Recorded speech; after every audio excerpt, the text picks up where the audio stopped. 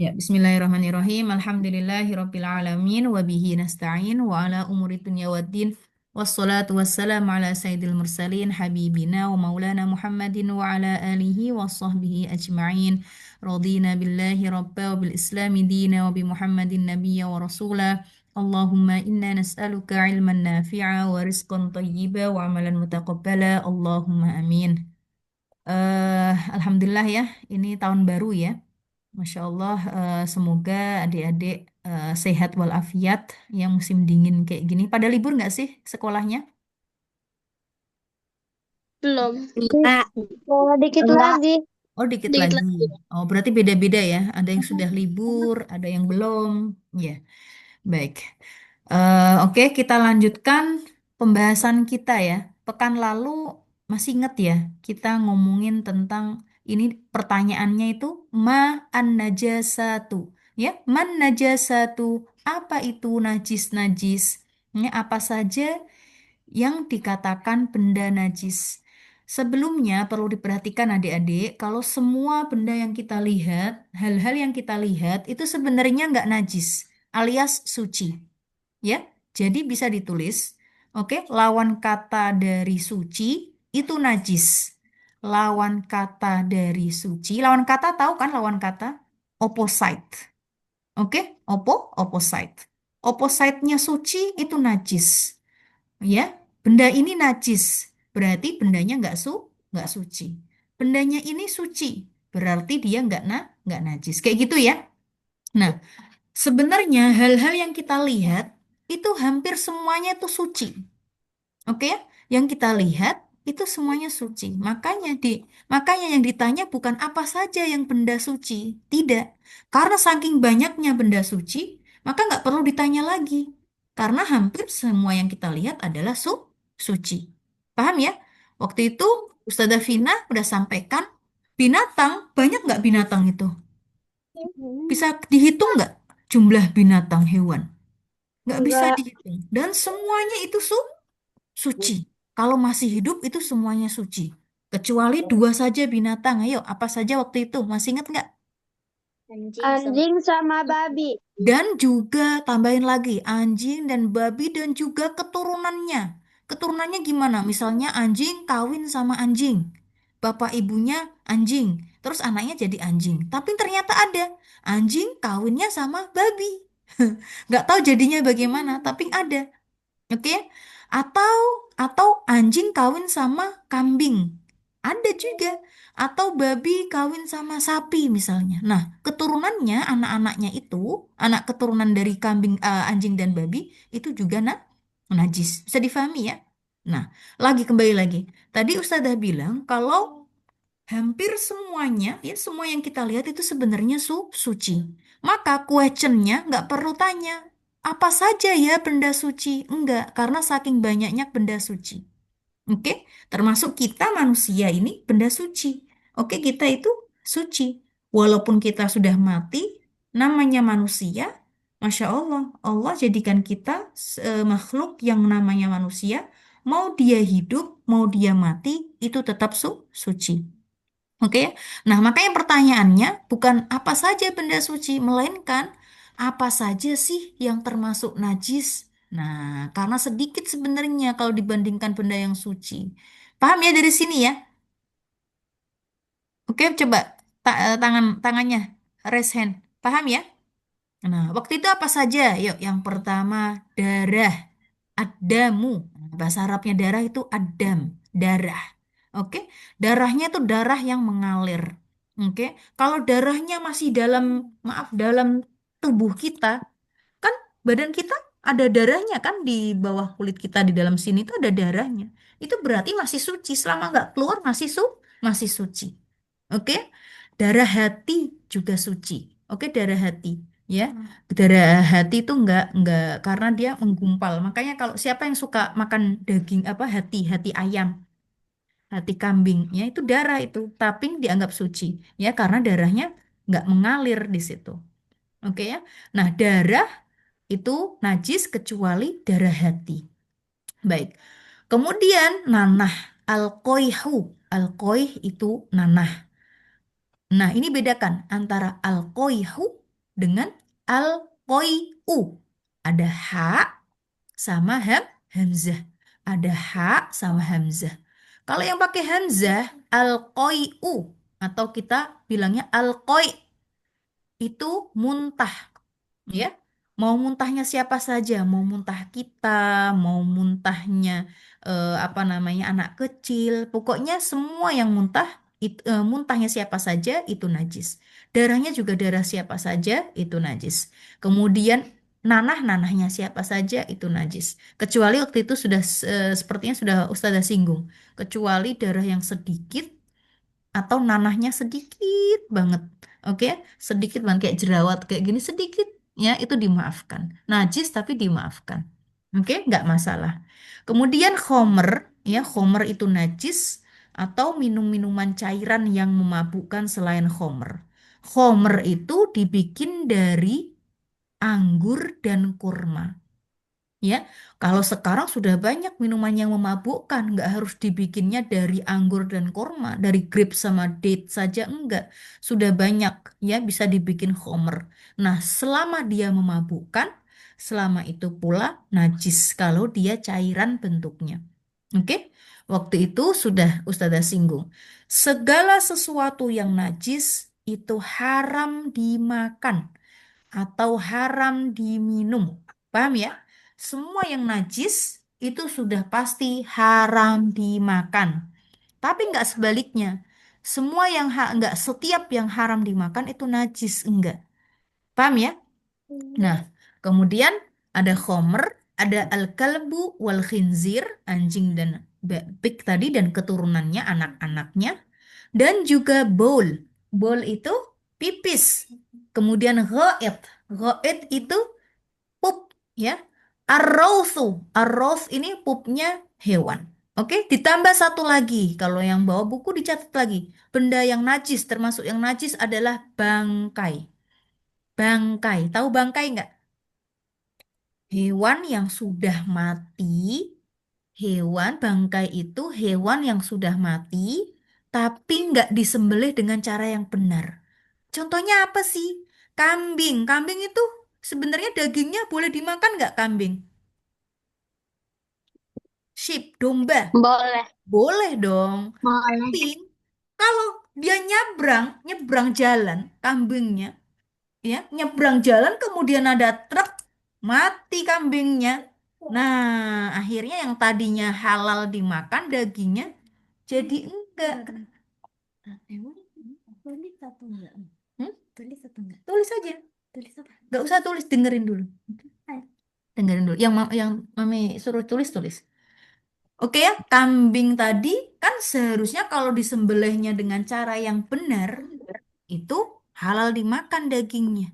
Ya, dimasak jadikan gulai, enak banget atau rendang mungkin, ya. Tapi kalau ketabrak, ya, ketabrak kemudian mati akhirnya jadi bangkai. Nah, itu nggak boleh dimakan. Paham ya? Bangkai itu najis. Jadi ditulis di sini nggak disebutkan bangkai, baru disebutkan darah, nanah, muntah, khomer, al-kalbu, anjing, al-khinziru, pig, al-bul, pipis, al-ghaid, kotoran manusia, arroz, kotoran binatang, plus bangkai. Nah, kecuali bisa ditulis, bangkai itu najis. Kecuali ada kecualinya loh. Kecuali itu exception. Ya, bangkai apa coba? Hanya ada tiga, ditulis. Seluruh bangkai itu najis. Yuk ditulis yuk. Seluruh bangkai itu najis. Kecuali tiga. Bawa pensil ya. Ambil pensil, ambil kertas, ambil buku ya.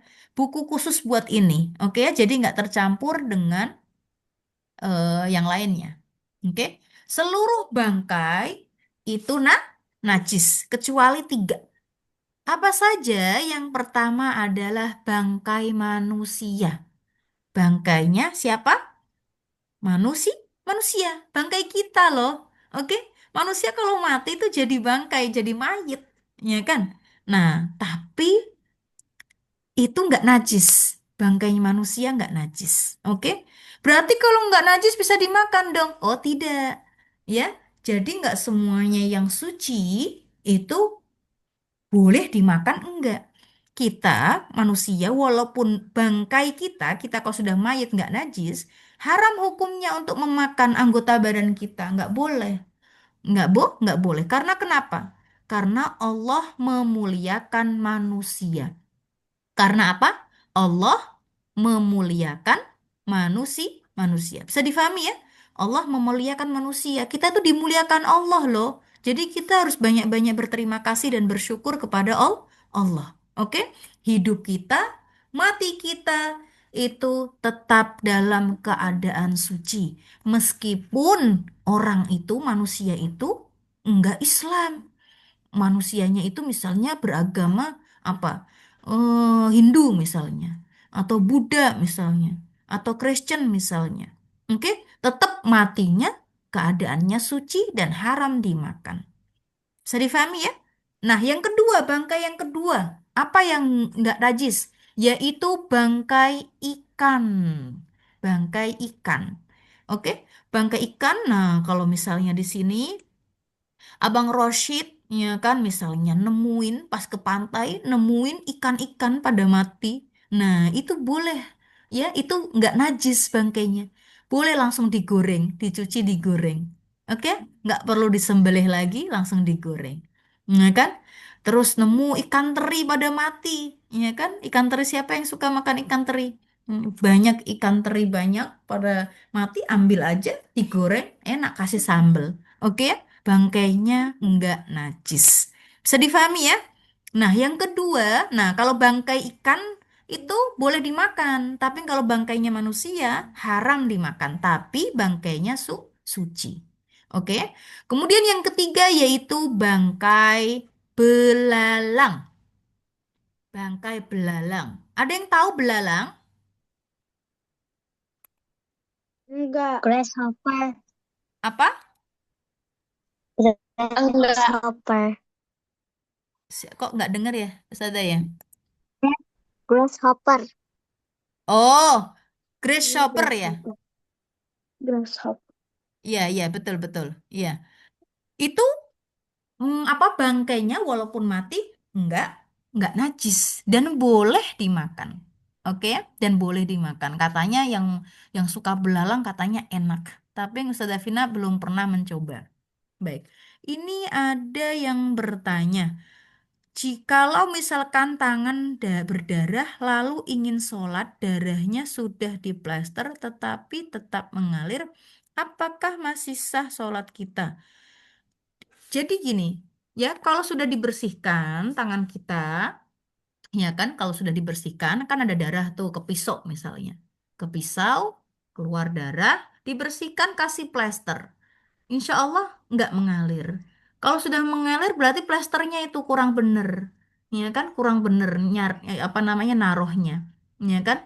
Kurang bener. Kalau kurang bener mengalir, ya apa namanya? Kalau darahnya kena baju kita atau netes ke sajadah kita, maka jadinya nggak sah sholatnya karena kita ada najisnya.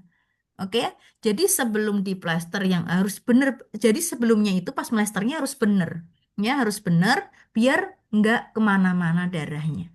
Oke ya, diikat yang bener. Ya, tapi kalau kemana-mana darahnya, iya sholat kita batal dulu, kemudian kita bersihkan dulu, baru nggak perlu wudhu lagi. Selama kita belum kentut, belum pipis, dan belum yang waktu itu kita sebutkan, apa saja sih yang menyebabkan batalnya wudhu? Masih ingat ya? Apa saja yang menyebabkan batalnya wudhu, maka nggak apa-apa, nggak harus wudhu lagi. Cukup dibersihkan darahnya dulu. Bisa difahami ya? Baik. Kemudian bangkai. Jadi apa saja? Yuk sebutkan. Tiga bangkai yang nggak najis. Yuk, yang pertama bangkai. Bangkai Bangkai manusia, manusia, Manusia. Yang kedua kedua. bangkai ikan, bangkai belalang. belalang, belalang, Ya, bangkai belalang. belalang. Ya, bagus. Oke. Sekarang waktu itu sudah sampai melauroh, oke. Aurat ya, aurat laki-laki antara pusar sampai lutut, sementara auratnya perempuan Jami'u badaniha, seluruh badannya kecuali wajah dan dua telapak tangan. Baik. Sekarang ditanya lagi nih questionnya. Mata waktu subhi. Nah, ini ngomongin tentang waktu-waktu sholat. Nah, kalau zaman dulu, Masya Allah ya, zaman dulu belum ada HP, ya kan? Belum belum canggih ininya. Jadinya benar-benar harus diperhatikan kapan sih masuk waktu sholat. Ya, waktu masuk sholat subuh itu dari terbitnya fajar. Nah, ini dulu orang-orang dulu, ulama-ulama dulu itu pinter-pinter banget. Tahu kapan fajar itu terbit, ya. Waktunya fajar terbit sampai matahari terbenam. Oke, maaf, sampai matahari terbit, maaf. Oke, waktunya. Tapi sekarang sudah gampang sekali. Kita sudah lihat prayer times, ya kan, di HP kita. Sudah langsung tahu. Oh, fajar jam segini. Oke, kemudian, oh, sunrise-nya jam segini. Oke ya. Jadi sudah tahu. Jadi ini nggak perlu kita sebutkan ya. Mata waktu zuhri juga. Kapan waktu zuhur, ya. Kita sudah bisa melihat jam. Atau kita sudah mendengar azan, ya kan. Jadi gampang di sini. Udah kita skip, kemudian langsung ke madza yaf'alu min man waqafa liyusolli, ya kan? Nah, ini sih sebelum sholat sebenarnya. Sebelum sholat itu ngapain dulu sih? Waktu itu sudah wudhu. Oke. Kemudian apa lagi waktu itu? Setelah wudhu kita perlu apa waktu itu? Apa namanya? Membersihkan badan kita. Sebelum wudhu kita bersihkan dulu badan kita, ya kan, baju kita kita perhatikan apakah ada najisnya atau tidak. Oke ya. Kemudian kita berwudhu. Kalau sudah berwudhu, baru kita menutup aurat ya. Di semuanya kita pastikan kalau kita sholatnya menutup aurat. Kemudian menghadap kiblat, menghadap kiblat. Kemudian masuk waktunya sholat, harus tahu. Kita mau sholat subuh berarti harus tahu kapan waktu subuh masuk. Kita mau sholat maghrib, maka kita harus pastikan kita sudah masuk waktu maghrib. Jadi jangan sampai kita asal sholat, kemudian ada yang ngasih tahu memang sudah waktu maghrib. Coba cek. Oh, udah kok, berarti aman sholatku. Enggak boleh. Jadi harus make sure dulu kalau kita ini sudah waktu maghrib nih, baru kita boleh sholat. Bisa difahami ya? Nah, setelah itu baru disunahkan yang namanya azan. Baru disunahkan yang namanya azan. Pernah mendengar azan kan? Sering kan? Ya enggak? Azan. Ya, siapa Iya. yang sudah hafal lafal azan? Fatih sudah hafal azan belum? Iya. Sudah kan? Abang Aska, Abang Oboy sudah belum?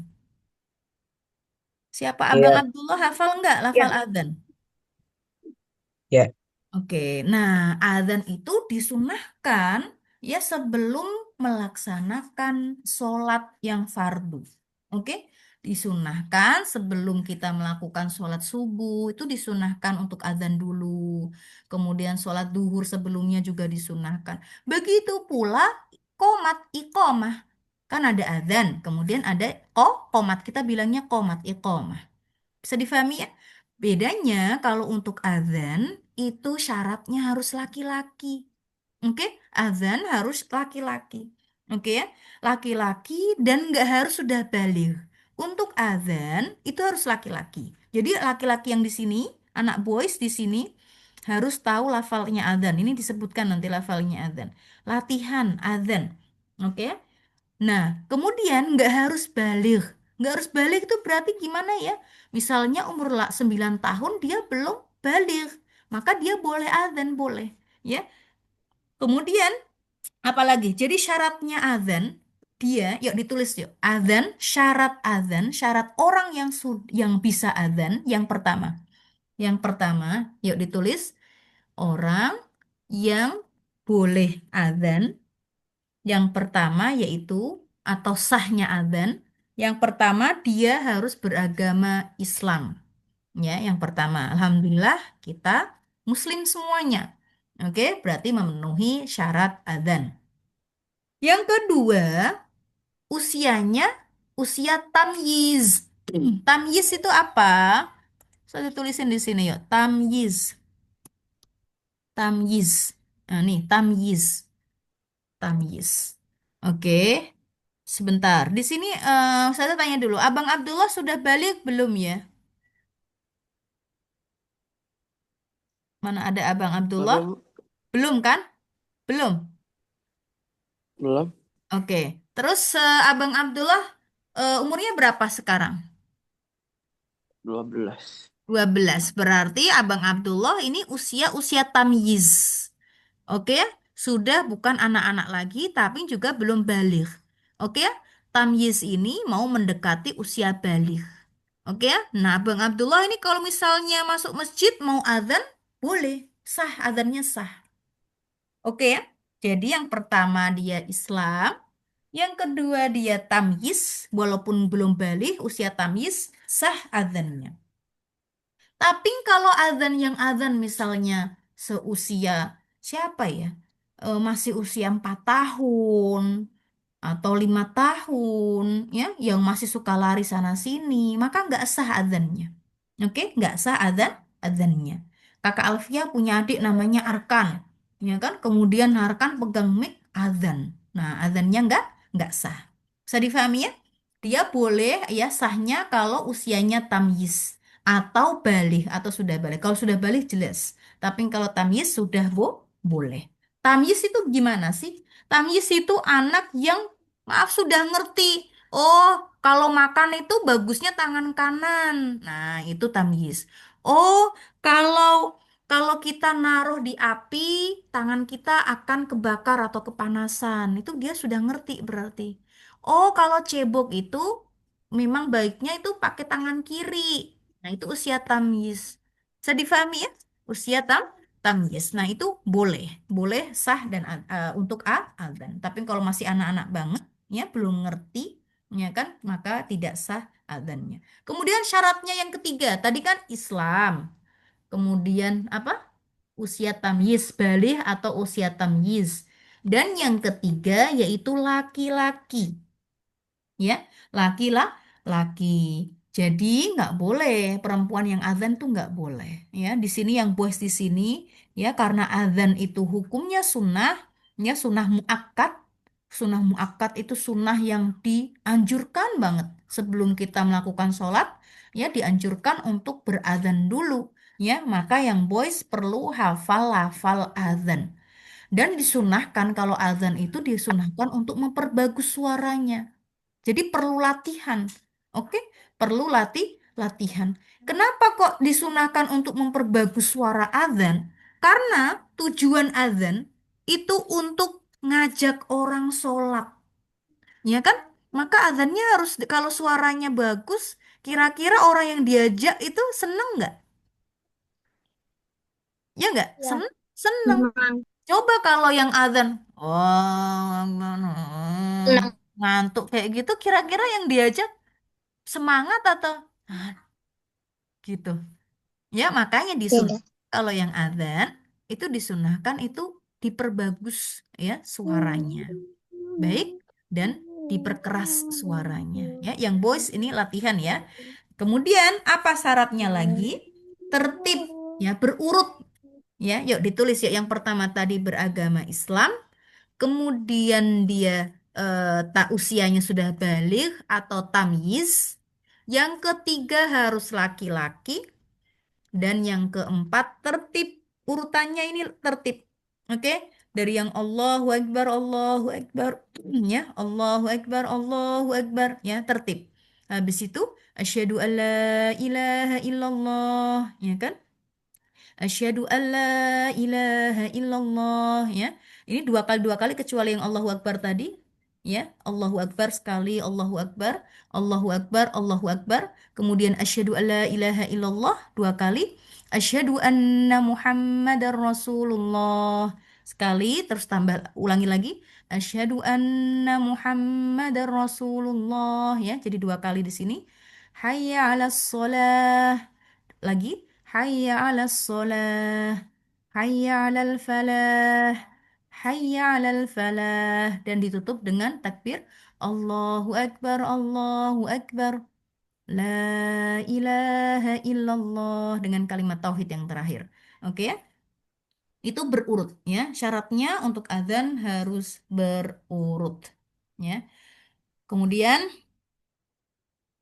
baik. Kalau untuk ikomah ya, ikomah sama ya, sama seperti azan, syaratnya sama. Oke. Kemudian disunahkan baik yang adzan ataupun ikomah disunahkan untuk menghadap kiblat. Ya, kalau misalnya di sini ada Abang Azka mau adzan, maka disunahkan menghadap kiblat.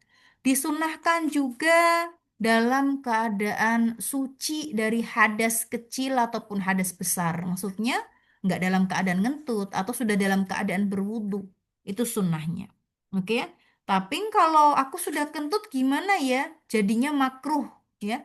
Kalau misalnya dia belum berwudu dulu, kemudian azan, jadinya apa? Mak makruh. Paham ya? Baik. Kemudian ini kalau lafal ikomah hafal nggak kalau lafal ikomah? Sama ya, hampir ya, cuma nggak diulang-ulang ya, nggak diulang-ulang. Cukup Allahu Akbar, asyhadu an la ilaha illallah, asyhadu anna Muhammadar Rasulullah, hayya 'alas shalah, hayya 'alal falah, qad qamatis shalah, Allahu Akbar, la ilaha illallah. Nah, dipercepat bunyinya. Kalau tadi azan itu agak diperlambat dan suaranya diperbagus. Karena maksud dari azan itu mengajak. Kalau iqomah tujuannya memang orang-orangnya sudah pada kumpul nih, ya. Sudah, yuk waktunya sholat, yuk tinggal sholat berjamaah nih sekarang kayak gitu. Sudah kumpul, jadi dipercepat. Kemudian kalau azan tadi hanya untuk laki-laki, kalau iqomah syaratnya boleh ya sama seperti azan cuma tambahan sedikit, boleh perempuan, ya boleh perempuan kalau kita misalnya kayak ustadzah gini mau sholat duhur ya berjamaah dengan kakak lulu misalnya, maka ustadzah disunahkan untuk langsung qomat, nggak perlu adzan tapi langsung qomat ya disunahkan.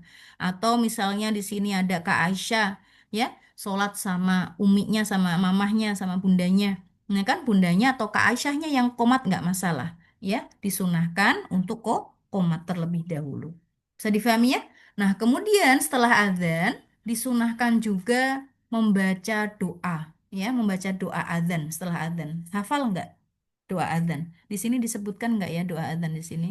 Oh nggak disebutkan. Baik kita skip dulu. Kita langsung ke kam arkanus sholah. Nah, kam itu artinya berapa? Kam artinya berapa? Arkanu, arkanu itu rukun. Kam arkanus sholat, berapa ya rukun-rukunnya sholat? Nah, rukun itu sama dengan hal, rukun itu artinya harus dikerjakan. Apa artinya rukun? Sesuatu yang harus dikerjakan. Rukun itu singular. Jamaknya arkan. Ya, jamaknya apa? Arkan. Makanya ada arkanul Islam, rukun-rukun Islam. Waktu itu kita pernah ya di awal-awal kita ngomongin tentang arkanul Islam. Oke, nah kalau sekarang karena ngomongin sholat disebutkan nih apa saja sih rukun-rukunnya sholat. Nah, di sini disebutkan ternyata rukunnya sholat ada arba'ata asyar. Kira-kira berapa ya arba'ata asyar? Siapa yang sudah tahu number Arabic arba'ata asyar berapa ya? Yuk, di unmute coba. Arba'ata asyar berapa? 14. 14, Masya Allah. Siapa yang bilang tadi 14? Fatih ya? 14. Ya, keren banget. Arba'ata asyar itu 14. Ingat-ingat. Rukunnya sholat 14. Ini harus diingat-ingat nih. Karena kalau kita nggak ngerjain yang 14 ini, sholat kita bisa nggak sah. Sholat kita bisa apa? Nggak? Nggak sah. Oke? Yang pertama yaitu al-qiyamu lil qadir. Berdiri bagi yang mampu berdiri. Kira-kira yang hadir di sini kalau sholat mampu berdiri nggak? Mampu berdiri nggak? Mampu. Iya. Ya, kalau kita mampu berdiri, Apa? maka kita nggak boleh sholat dengan duduk.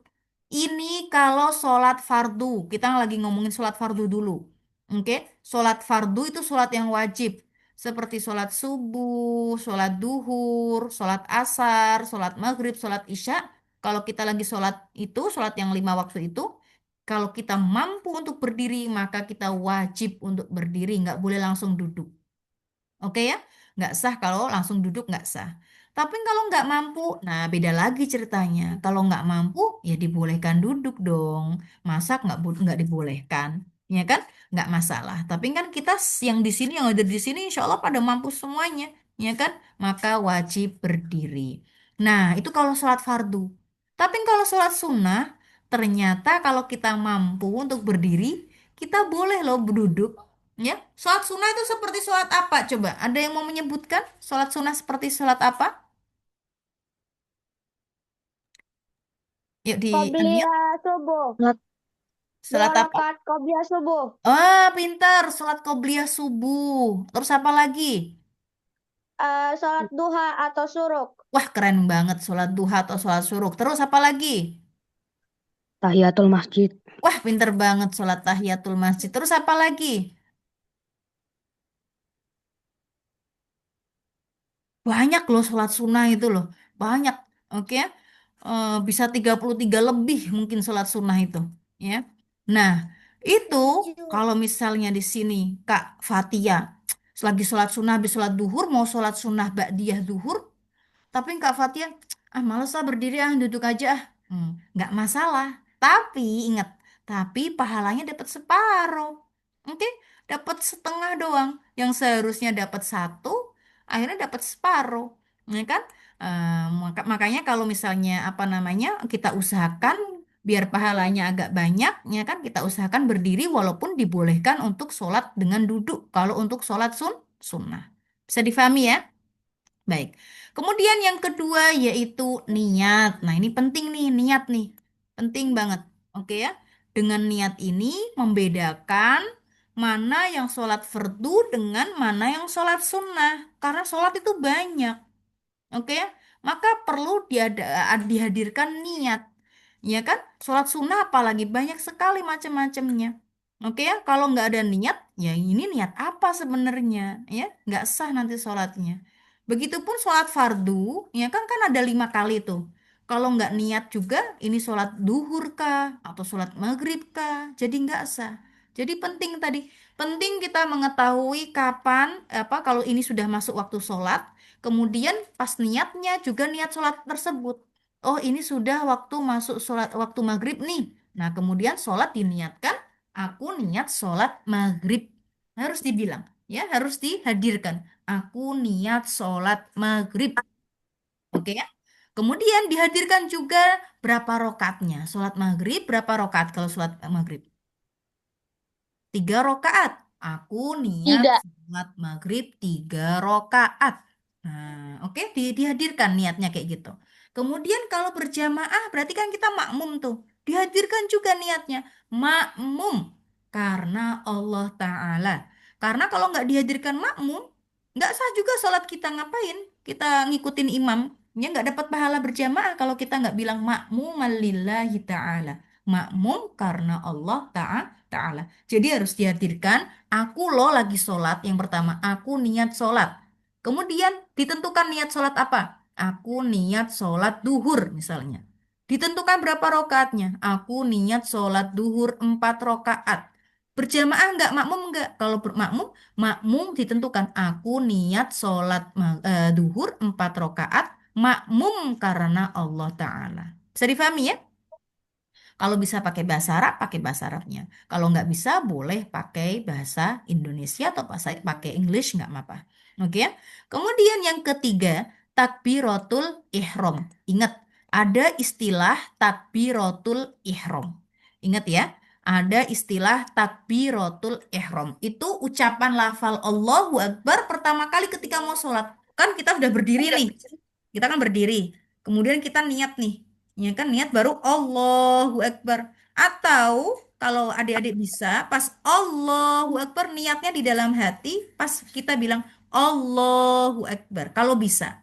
Kalau ternyata kesusahan, nggak apa-apa. Diniatkan dulu sebelum kita bilang Allahu Akbar. Oke ya? Nah, ucapan Allahu Akbar, ucapannya loh ya, bukan gerakannya. Ini gerakannya nih, mengangkat kedua tangan tuh gerakan. Oke, ini nggak rukun. Kalau misalnya Ustazah Davina nggak kayak gini, cuma bilang Allahu Akbar, sah. Oke, tetapi sunnahnya kita mengangkat kedua tangan. Sunnahnya kita mengangkat kedua tangan. Tapi ingat rukunnya membaca Allahu Akbar. Ya, kemudian bacaan Allahu Akbarnya harus terdengar paling tidak terdengar telinga kita. Telinga kita mendengar. Jadi kalau hanya Allahu Akbar. mulut kita mulut kita bergerak ya, tapi telinga kita nggak mendengar, ya nggak sah. Oke ya, Allahu diperhatikan Akbar. ya. Ya, jadi ketika bilang ya kan, say Allahu Akbar, at least telinga kita mendengar. Dari sini paham? Raise hand. Baik, itu namanya apa? Takbiratul ihram. Kemudian qiraatul Fatihah, membaca surat Fatihah. Ini penting banget, ya. Membaca surat Fatihah penting banget. Insya Allah sudah pada hafal semuanya, ya kan? Nah, membaca surat Al-Fatihah mau dia sholat sendirian atau sholat berjamaah atau dia sebagai imam atau sebagai makmum atau sholat fardu atau sholat sunnah harus dibaca surat Al-Fatihahnya ini. Mau di rokaat yang pertama atau rokaat yang kedua atau rokaat ketiga kalau sholat maghrib atau rokaat ketiga dan keempat untuk sholat duhur, sholat asar dan sholat isya. Jadi setiap rokaatnya harus membaca apa? Surat Al Al-Fatihah. Oke? Dan sama, membaca surat Al-Fatihah juga paling tidak telinga kita mendengar. Oke? Jadi nggak boleh cuma nggak bisa. Oke ya? Atau hanya dalam hati, diem aja. Ya? Misalnya di sini Kak Alfia diem aja gini. Terus ditanya sama sama apa namanya? Sama Ustaznya. Alfia nggak baca ya? Udah kok baca di dalam hati. Nah, nggak bisa ya. Jadi membaca surat Al-Fatihahnya harus dibaca. Oke. Kemudian setelah itu ruku. Yang kelima ruku. Nah, kalau kita perhatikan, nah surat pendeknya mana ya? Nah, surat pendeknya ternyata tidak rukun. Ya, jadi kalau misalnya sengaja nggak baca surat pendek, misalnya surat Al-Ikhlas misalnya, nggak baca Qul Huwallah misalnya, langsung ruku, sudah baca surat Al-Fatihah langsung ruku, maka sah sholatnya. Oke, sholatnya tetap sah. Tapi pahalanya kita kehilangan pahala baca surat surat surat pendek nih, ya kan? Padahal kan cuma Qul Bismillahirrahmanirrahim. Qul huwallahu ahad, Allahus samad, lam yalid wa lam yulad wa lam yakul lahu kufuwan ahad. Kan cuma sebentar doang. Ya enggak? Ya, kita skip misalnya dengan sengaja. Ya sah sholatnya, tapi sayang nggak dapat pahalanya. Oke? Nah, di sini yuk tetap dibaca surat-surat pendek setelah baca surat Al-Fatihah biar kita dapat pahalanya. Oke? Tapi ini kita lagi ngomongin yang perlu, yang wajib dilakukan dalam sholat nih. Tadi surat Al-Fatihah sudah, kemudian yang kelima yaitu ruku. Jadi ruku itu bahasa Arabnya ar-ruku. Oke, ar-ruku. Ingat ya, yang pertama berdiri bagi yang mampu. Yang kedua niat. Yang ketiga takbiratul ihram. Yuk, bareng-bareng yuk. Takbiratul Ihram. Ihram. ihram. Ahsantum. Kemudian membaca surat Al-Fatihah. Oke, yang kelima ruku. Nah, bisa ditambahin ruku di sini syaratnya harus tumak ninah. Apa itu tumak ninah? Ini disebutkan di sini yang kesembilan ini. At-tumak ninatu fil kul. At-tumak ninah pada setiap gerakan. Ruku harus tumak ninah. I'tidal, bangun dari ruku harus tumak ninah. Sujud harus tumak ninah. Duduk setelah sujud kan kita sujud nih. Kemudian kan kita duduk. Duduknya harus tumak ninah. Apa sih tumak ninah itu? Tumak ninah itu adalah berhenti sebentar. Jadi nggak boleh Abang Fatih pas sudah membaca surat Al-Fatihah, kemudian baca surat Qul Huwallah langsung ruku. Baru aja ruku, sudah sami Allahu liman hamidah. Nah, itu nggak tumak ninah. Kalau nggak tumak ninah, nggak sah sholatnya. Oke, jadi harus tumak ninah berhenti sebentar. Berhenti sebentarnya itu sampai kapan? Berapa lama sih sebentarnya itu? Sebentarnya paling tidak membaca Subhana Rabbiyal Azimi wa bihamdi. Coba berapa detik? Berapa second kita bilang Subhana Rabbiyal Azimi wa bihamdi? Oh, sekitar 8 sampai 10 second. Sampai dari 8 sampai 10 detik aja ternyata. Jadi pas waktu udah berdiri kita ruku, ya paling tidak kita rukunya 8 sampai 10 detik saja, baru kita boleh sami Allahu liman hamidah. Kalau lagi ruku kayak gini, langsung sami Allahu liman hamidah, nggak berhenti sebentar, nggak sah sholatnya. Jadi harus diperhatikan. Ya, dalam arti ketika kita sholat, kita nggak boleh cepet-cepet kayak dikejar maling, ya, nggak boleh. Oke ya. Nah, di sini harus tumak ninah rukuknya. Kemudian i'tidal. I'tidal itu bangun dari ruku. I'tidal apa? Bangun dari ruku. Oke ya. Yang sama, harus tumak ninah juga. Sami Allahu liman hamidah. Ya, berhenti sebentar. Kemudian baru boleh sujud. Allahu Akbar sujud. Sujudnya juga perlu tumak ninah. Oke? Berhenti sebentar. Nunggu sebentar 8 sampai 10 detik. Baru duduk as-sujud baina sajdatain. Duduk di antara dua sujud. Nah, kalau kita perhatikan nih, mana ya bacaannya? Bacaan ruku? Mana ya bacaan i'tidal sami Allahu liman hamidah? Mana bacaannya ya? Kemudian sujud. Allahu Akbar sujud doa. Mana ya bacaannya? Kemudian duduk di antara dua sujud. Mana ya bacaannya? Ternyata bacaan-bacaannya itu sunnah. Bacaan-bacaannya apa? Sun? Sunnah. Berarti kalau nggak kebaca sama kita, lupa. Atau sengaja nggak baca doa ruku, bacaan ruku. Coba, kira-kira sah nggak sholat kita kalau nggak baca doa ruku? Tetap sah nggak? Yuk, di unmute. Tetap sah nggak? Enggak. Tetap sah. Oke, tetap sah. Misalnya Kak Aisyah ruku nggak baca Subhana Rabbiyal Azimi wa bihamdi. Tetap sah. Nggak baca Subhana Rabbiyal Azimi wa bihamdi, langsung kita berhenti sebentar. Yang penting berhenti sebentar. Ruku berhenti sebentar. Kemudian kita sami Allahu liman hamidah. Nggak baca sami Allahu liman hamidah juga nggak apa-apa. Asalkan berdiri nih. Berdiri sebentar. Kemudian nggak baca doa juga nggak masalah. Tapi ingat, apa? Kita kehilangan apa? Pahalanya, pahala sunnahnya. Bisa difahami ya? Oke ya. Jadi nanti di akhir nanti insya Allah Ustazah bikin tes. Misalnya ada pertanyaan.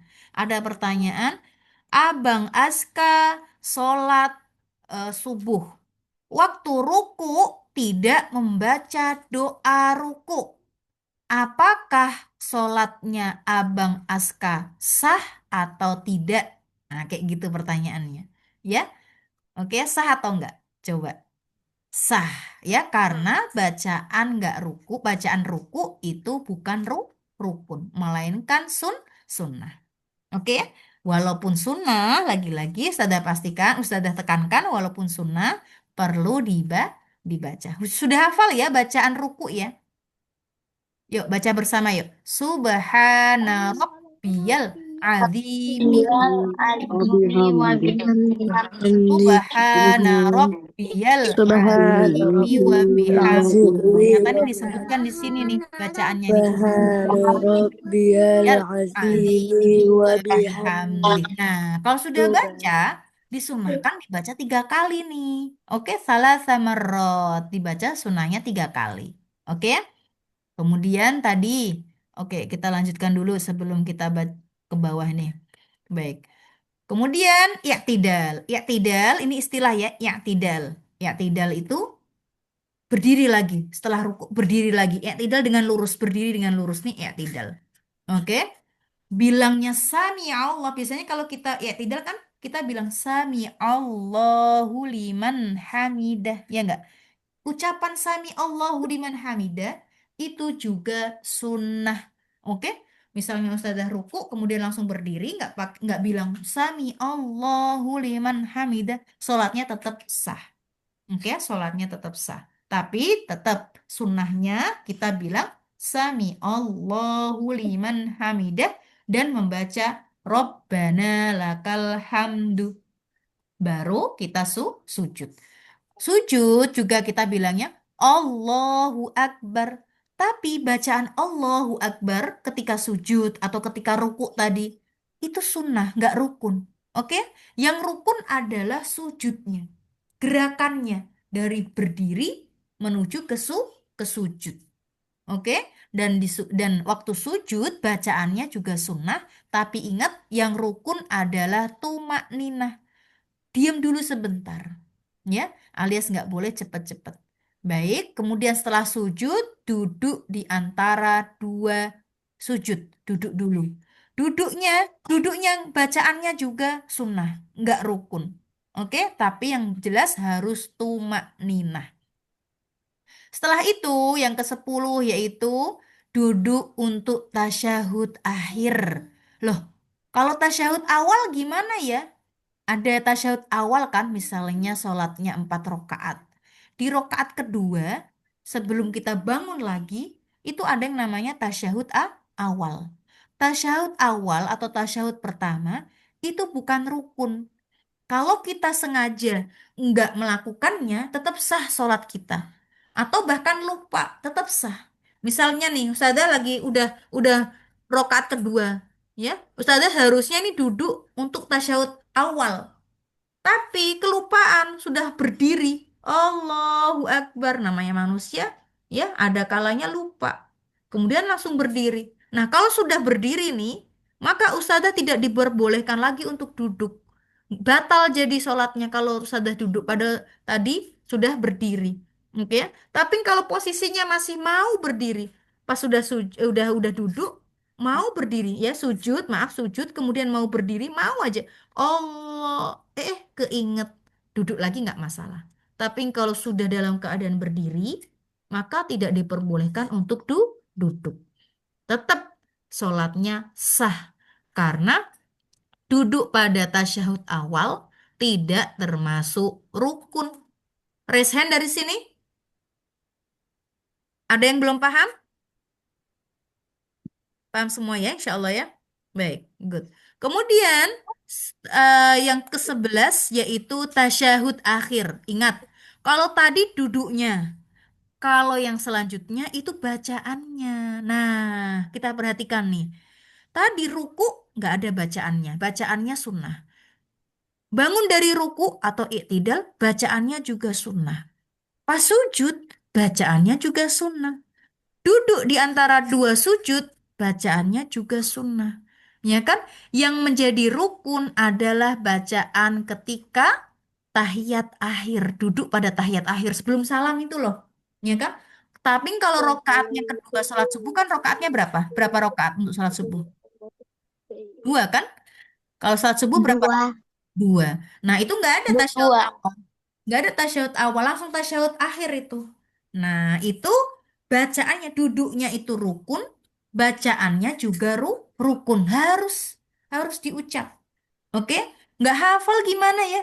Harus dihafal. Oke ya? Biar sah sholat kita. Oke ya? Perlu dihafal. Doanya nanti disebutkan di sini ada doa tasyahud akhir. Oke ya? Tapi kalau rokaatnya hanya 3 seperti sholat maghrib, ya kan? Berarti yang tasyahud awal di rokaat kedua itu bukan rukun, sunnah. Kemudian yang rukunnya yaitu duduk tasyahud akhirnya. Sebelum salam kita duduk dulu dan bacaannya juga rukun harus diucap. Oke. Kemudian yang ke-13 yaitu solawat kepada Nabi. Ya, kan kita doanya itu sebenarnya bacaannya kayak gini. At-tahiyatul mubarakatus solawatut thayyibatu lillah. Assalamu alayka ayyuhan nabiyyu wa rahmatullahi wa barakatuh. Assalamu alayna wa ala ibadillahis salihin. Asyhadu an la ilaha illallah. Nah, posisi tangan kita kayak gini nih. Tangan kita yang ke tangan kiri, kita renggang. Yang tangan kiri ditaruh di paha kiri. Taruh di atas paha kiri kita. Kita kan posisinya duduk tuh. Taruh di atas paha kita dengan merenggangkan kayak gini. Kemudian tangan kanan digenggam. Kemudian jari telunjuknya agak di kayak giniin. Nih, dikeluarin ini. Oke. Kemudian pas lafal asyhadu alla ilaha illallah baru ini diberdirikan. Asyhadu an la ilaha illallah. Kemudian wa asyhadu anna baru turun. Wa asyhadu anna Muhammadar Rasulullah. Nah, itu tasyahud awal. Oke, maaf, tasyahud akhir. Bacaan tasyahudnya sampai situ. Kemudian baca solawat kepada Nabi itu rukun. Hati-hati. Ya kan, hati-hati. Kalau nggak baca solawat ini bisa saja nggak sah solatnya. Ya, habis bilang asyhadu an la ilaha illallah. Wa asyhadu anna Muhammadar Rasulullah. Allahumma salli ala Sayyidina Muhammad.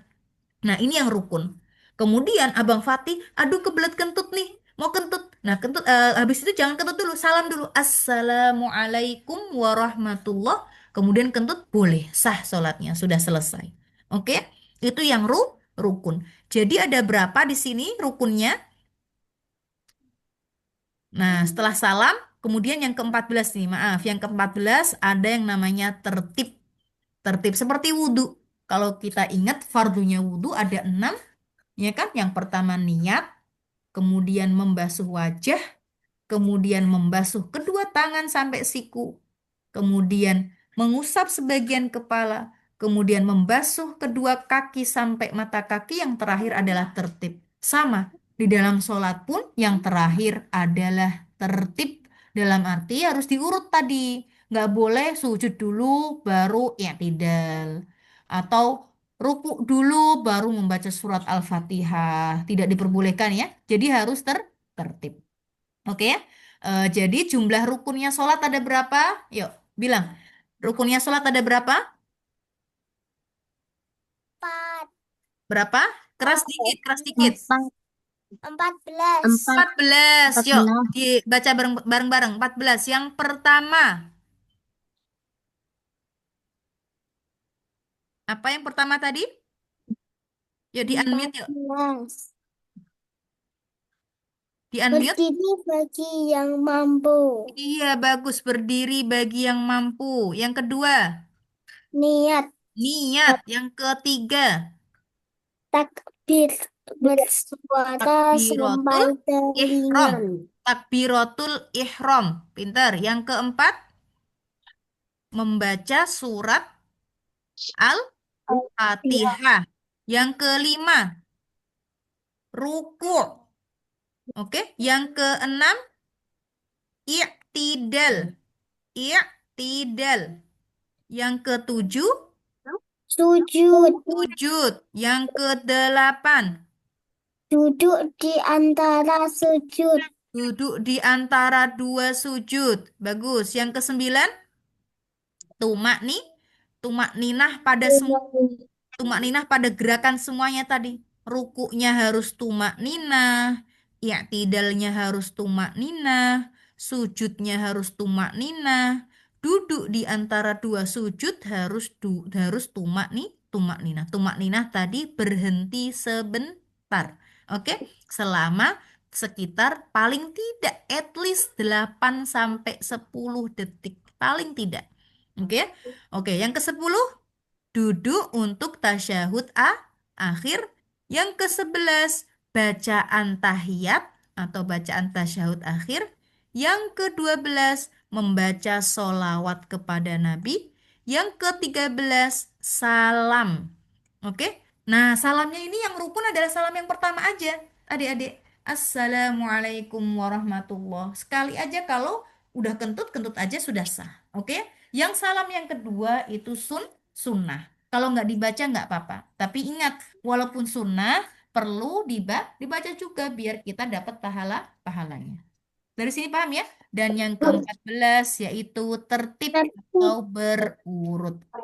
Baik, mungkin sampai di sini dulu penjelasannya untuk arkan sholat. Mohon diperhatikan yang 14 ini, karena nanti masuk ke sunah-sunahnya sholat itu banyak. Sunah-sunahnya sholat itu banyak. Namanya wajib atau rukun itu harus dikerjakan. Nggak dikerjakan, nggak sah sholatnya. Kalau sunnah dikerjakan dapat pahala, nggak dikerjakan nggak apa-apa. Oke ya? Baik, ada pertanyaan dulu sebelum Ustazah tutup? Ustazah. Ya, Ustazah. siapa yang bertanya? Abang Rosid ya? Tahiyat awalnya Tahiyat awal itu sunnah, nggak masuk rukun. Oke? Yang masuk rukun adalah tahiyat akhir. Oke ya? Baik. Ada lagi yang ya. ditanyakan? Pokoknya ini dihafal. Yang 14 ini harus kita ingat baik-baik. Iya, karena kalau 17 itu berarti ruku. Kemudian yang ke-6 tumak ninah. Ke-7 i'tidal, ke-8 tumak ninah. Dipisah-pisah tumak ninahnya. Oke? Nah, ini tumak ninahnya nggak dipisah-pisah. Satu aja terus dibilang tumak ninah pada semua gerakan, makanya jadinya 14. Baik. Berarti kalau tahiyat duhur Iya, yang rokaat tahiyat kedua kan awal ada disunahkan tahiyat awal. Nah, itu sunnah. Oke, kalau misalnya abang nggak baca pun sengaja sah aja sholatnya, tapi nggak dapat pahalanya. Oke ya, kalau lupa ya apalagi lupa nggak masalah juga. Orang sengaja aja nggak apa-apa, apalagi lupa. Oke ya, cuma walaupun sunnah perlu kita baca juga biar dapat pahalanya, biar sholat kita sempurna. Oke ya, ini rukun ini 14 ini penting banget karena kalau kita nggak melakukan salah satu dari rukun ini, maka nggak sah sholat kita. Oke ya, selain itu seperti bacaannya, bacaan ruku itu sunnah. Bacaan i'tidal itu sunnah. Bacaan sujud itu sunnah.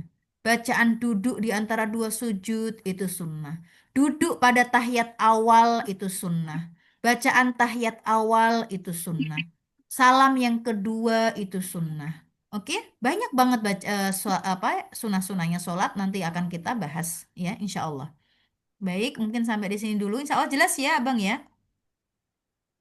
Baik, wallahu alam. Terima kasih atas perhatiannya. Mudah-mudahan bisa difahami. Akhirul kalam. Wassalamualaikum warahmatullahi taala wabarakatuh. Ustazah foto dulu ya.